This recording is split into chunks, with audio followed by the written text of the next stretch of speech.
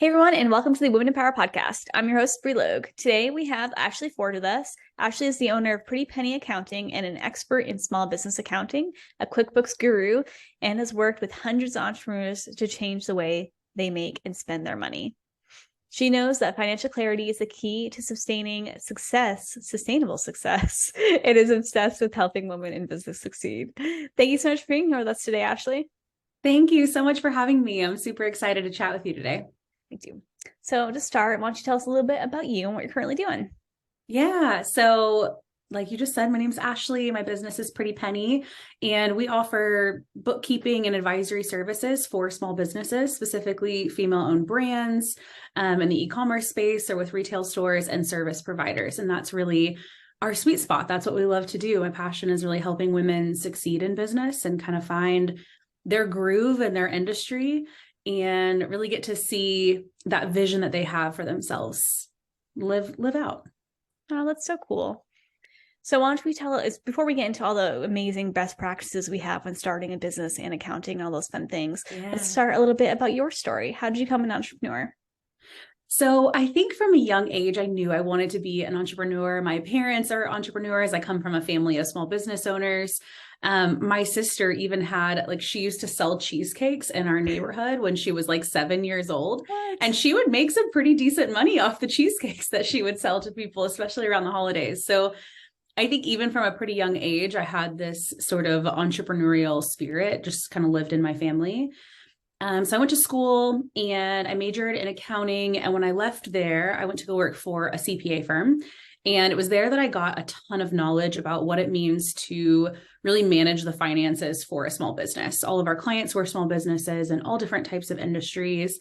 And I got to meet a ton of different business owners. And that was my favorite thing about what I did, was talking to business owners about what they do, how they got into it, what their passions were. It is still to this day, it amazes me what people choose to do to make money and how they spend their time and the businesses that are needed in this world that we do not even think about most of the time. It just blows my mind. So it was there that I really found that I had a passion for doing kind of the finance side of small businesses. And after about 5 years, the CPA that I was working for, she retired. And she sold the firm. And right about that same time, one of my clients who had been on the show Shark Tank, they were a startup, they were really growing, and they needed someone to come work internally for them. So I went to go work for them and really got experience on the inside of a business and working hand in hand with a business owner about what's important to them when it comes to finances. And it was a very fun and lively environment, but I was really missing working with tons of different businesses. And that's when that entrepreneurial fire started to grow in me. I was just constantly daydreaming about what it would look like to own my own business and choose my clients and hire a team and create my schedule and really build unlimited financial potential for myself. And I just couldn't stop daydreaming about it. And so one day in my car on my lunch break, I was like, I'm just gonna take the first step. I'm gonna take a step in the right direction to get me closer to this dream I can't stop thinking about. And so I picked the name of my business and I filed for my LLC. And from after that day, it was just little baby steps until I finally was able to leave my job and really jump into the business full time. So I have such a soft spot in my heart for people who have had a similar journey of working a side hustle and turning that side hustle into a business and something that they can thrive in. I just think that's such a fun and exciting time. It is. It is so cool. I love that, especially when people say, I took small steps versus some people are just oh, I just quit my job and I had no money and nothing coming in. And I was I have to figure it out. But it's nice when I hear people actually, I did it the right way and took small steps until, I was able to have that financial security. And I'm guessing that's because you have that, accounting background, right? Exactly. Yes. And having that financial security just makes you feel better about it. If you're taking small steps and you can start setting some money aside and kind of planning ahead, then you just get to feel so good when you finally, it was still nerve wracking. If I'm being honest, it was still terrifying to make the jump. But I knew on the financial side, I could make it work. That's awesome. I love that. So what are some of the biggest struggles when you first started on your own? Ooh, so when I first started, I think I had the biggest aha moment of why it's so important to outsource things that are not like in your zone of genius. I was trying to build my own website, and I actually did end up, I still to this day do my own website, but it is only because I basically had to learn everything about websites, and it was so awful. I mean, truly, I think it's the only time I've truly cried in my business was like full blown tears watching YouTube videos and like trying to figure out how to build a website and how to make it work. And just to have really an online presence. And it was that lesson that really taught me, like, the amount of time that I spent trying to figure that out. I could have been doing so many other things that would have furthered me in my business, would have helped my clients, would have helped myself, and just helped the business in general. And so now whenever something, something pops up in my business, it's something that needs to be fixed or created or something I need to do, if it's not something that I am good at or that I know I need to get good at for the next level of my business, I outsource it. I absolutely bring someone else in that has that expertise that can take it on for me, because otherwise I know that I will just spend so much time, and my time is better spent in other places. And that was like the biggest lesson I learned early on. It's hard to learn that lesson. By the way, I build websites like for my clients as well. And Yep. I still YouTube like half the things, and I still get so frustrated sometimes. It's like, it's still not working the way it's supposed to. Websites are just a nightmare. They So just, hard. yes. And then the YouTube videos have all this tech language that I knew nothing about. I had no business even watching the YouTube videos. And so at least you can probably understand what they're saying. I was like, this is gibberish. This is another language to me. But that's really cool that you learned that so early on too. So you're like, oh, next time I know something, I'm just going to figure out and have somebody else do it. That took me a long time. So for so long, I was like, I can do everything myself. And that's why I'm supposed to do everything myself. So that's what entrepreneurs do. They're the jack of all trades. They do everything for their business. And that is just not true. Yeah. I truly think like the people who build long, sustainable businesses and do it with sanity, like stay sane along the way, are the ones that are not doing it all themselves, because it's just nearly impossible to try to do all the things. Exactly. I like they said, keep their sanity. That is that's the key. Right there. We all know lots of entrepreneurs who just work constantly, and whenever you talk to them, they're so stressed out. And you're like, what is going on? Yes. They're wearing way too many hats. Yep. So entrepreneurship has many ups and downs. How do you handle the bad days? I remind myself constantly why it is that I do what I do. And I think when it comes to our why and why we're in business, it's really inspirational to have a why that is something along the lines of like, these are some of my whys, but changing the lives of other people and really improving businesses so that they can then give back to their community and feed their families and do really amazing things within their own community. And so those whys really motivate me. But I think what people leave out sometimes that I think makes it a little easier in the hard days is remembering like our super internal and selfish why.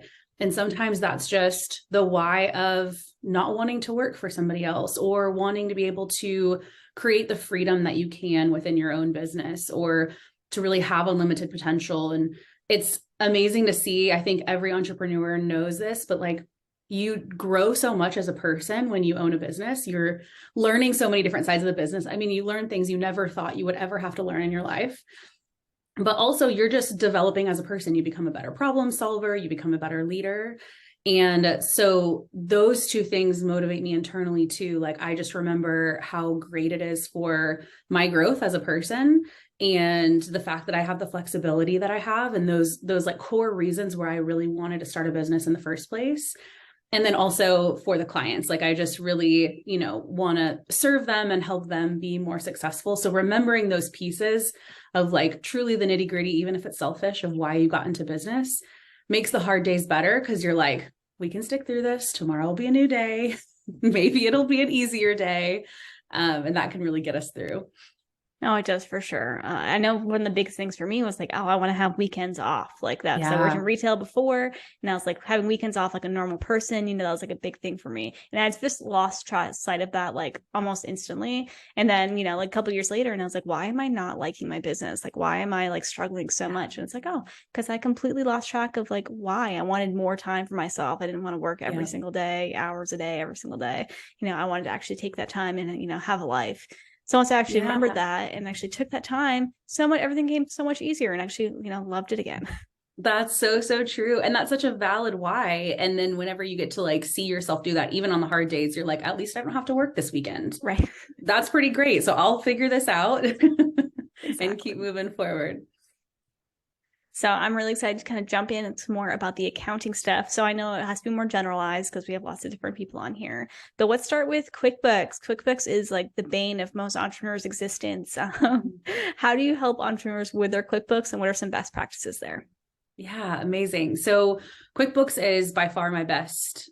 It's my biggest suggestion. It's my favorite accounting software. I have used tons of different accounting softwares, really industry specific and broad ones like Wave and ones that other people have probably heard of like Xero. But QuickBooks is my favorite for a lot of reasons. It's the most user-friendly. They offer you the most perks, and they're constantly evolving it to really meet the needs of business owners. So it's not a program that I think sometimes people get a little caught up in the changes, but the changes really are to help businesses better understand the numbers in your business. And at the end of the day, that's what accounting is all about. So I do love QuickBooks. That was just my little hype. I'm not paid to say that. Like the hype girl for QuickBooks.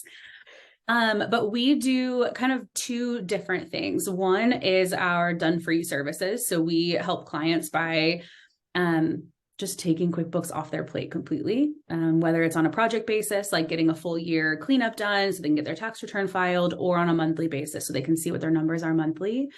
And then we also offer a course, and it's a sort of hybrid course. So you get monthly office hours so that as you're doing it on your own, you still have us to like lean on for support for questions, because as you said, it's the bane of a lot of people's existence.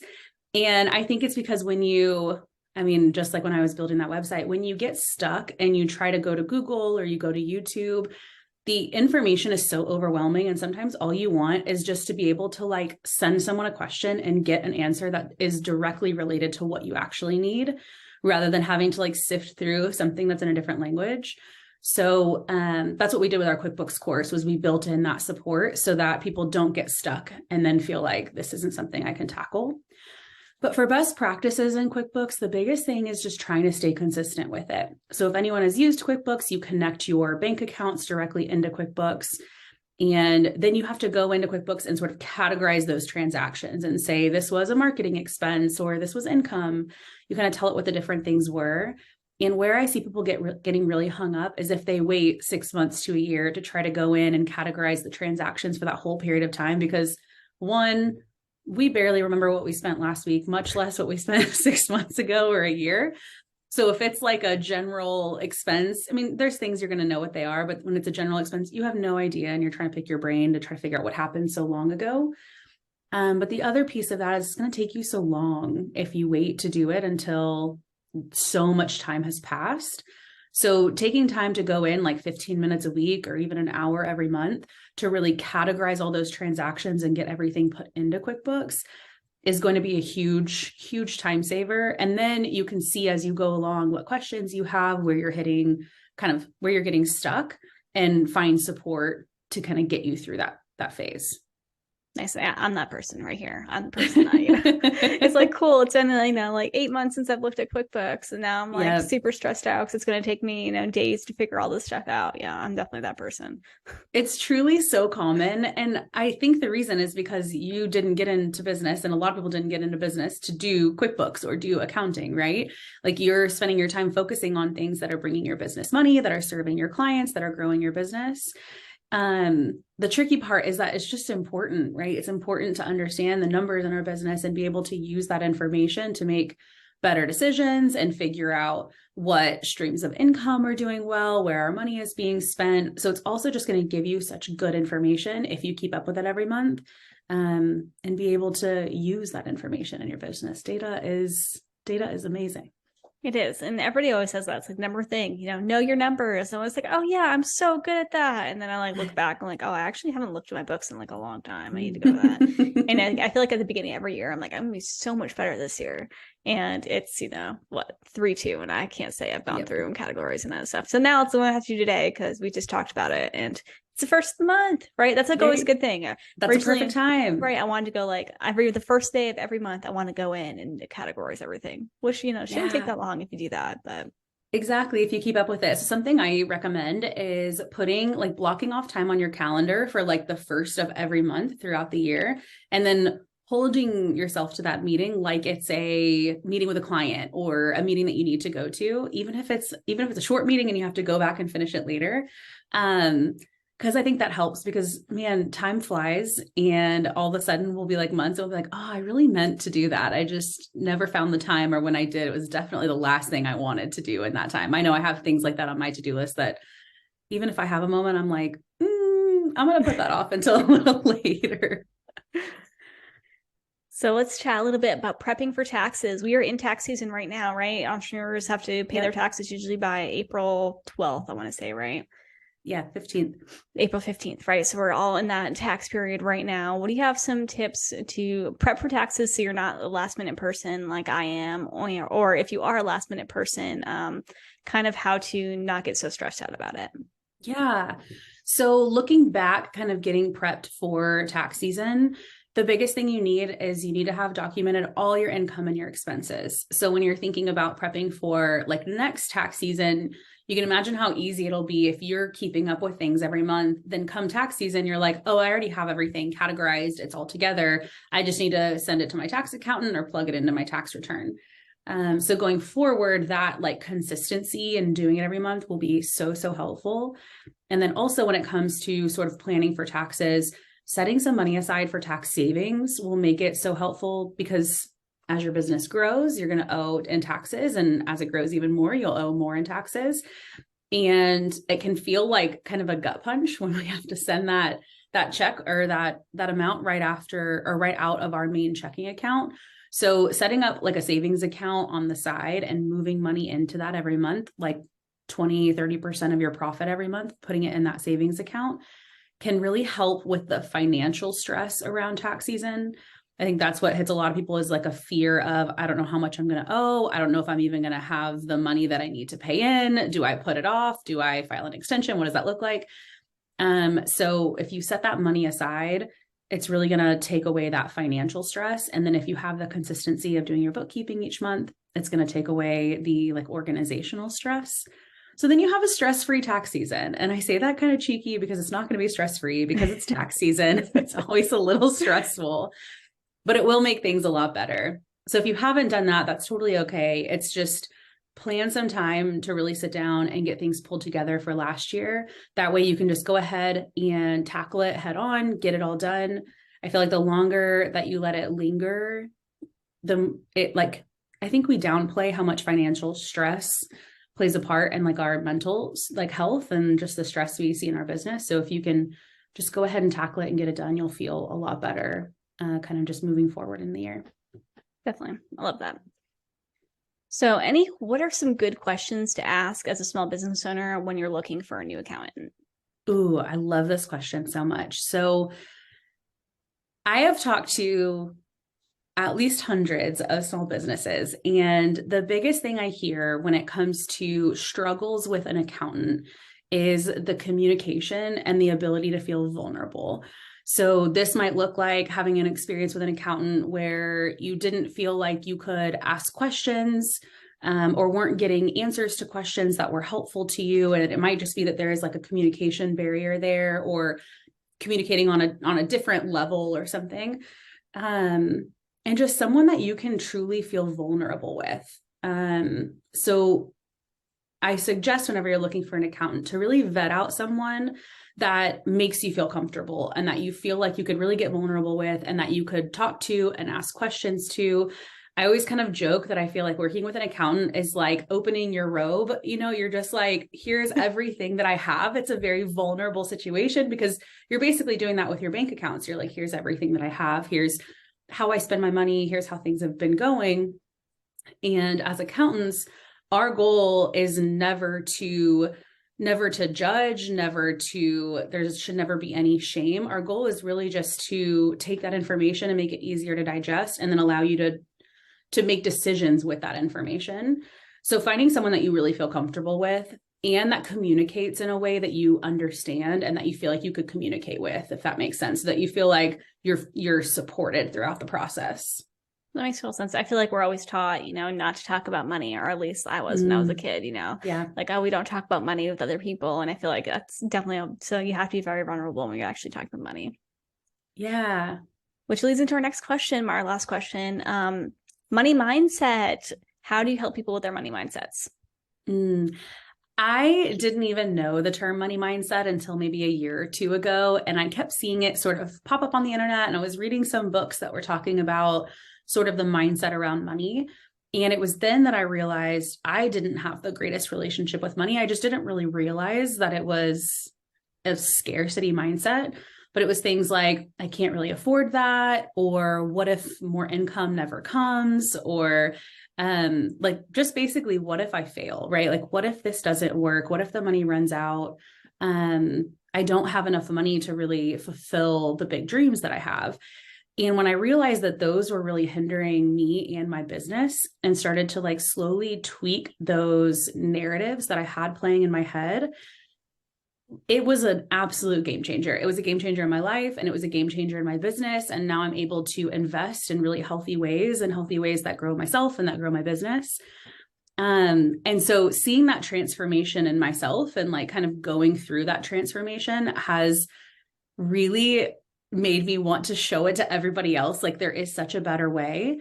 And I think what happens is when you're stuck in this sort of scarcity loop, like, I can't afford things, or you're feeling maybe shame around money, or avoidance is a huge one. Like, if you never want to look at your bank account because you're like, I don't even want to know what that balance is going to say, because maybe last time you did, it was shocking and you were like, there's no way that that's the balance in my account. Maybe it was too low, or there's just a lot of fear and avoidance happening over there. And when that happens, we're generally not very intentional about our spending. So we just kind of spend as we want to. We might see something and say, I want that, I'm going to buy it. Or there's just not a lot of thought and planning going around the spending, which then can lead to negative side effects, right? Like, maybe we're not getting closer to our goals, or our bank account is lower than what we want it to be, which then makes us want to avoid it even more and live in that fear. So you can see how we get stuck in that loop. Whereas if you can really change the narrative that you have for yourself and say, just literally changing the narrative in your head to think things like, I'm grateful for what I have everything that I need. I just, I plan well, I'm very wise with my decisions. Like, when you can really change that narrative, then you become really intentional about your spending. And what that means is just knowing what your goals are and making sure your spending is getting you closer to those goals. So kind of running every expense through a filter of, is this getting me closer to my goal?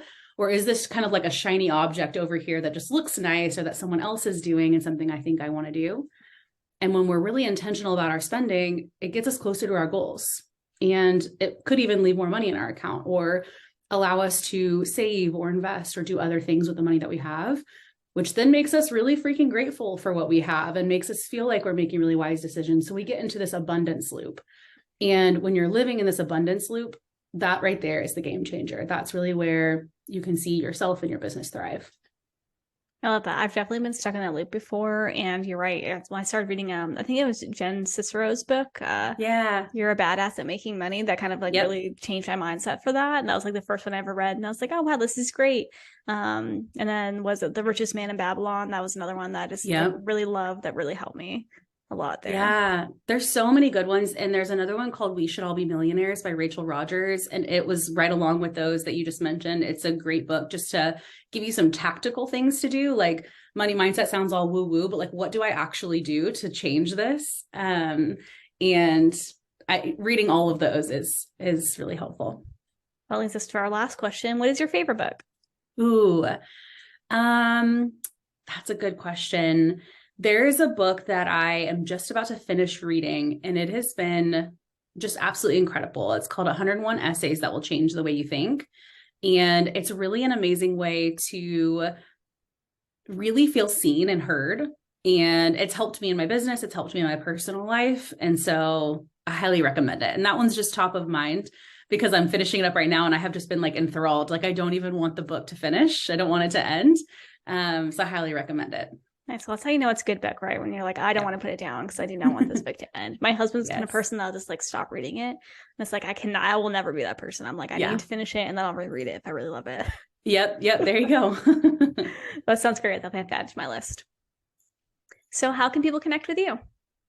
You can find me on any social media at Pretty Penny Accounting. You can also go to heyprettypenny.com and you'll find some of our free resources and courses that we have, as well as our services. But we hang out on Instagram most of the time, so send us a message and we'd love to chat.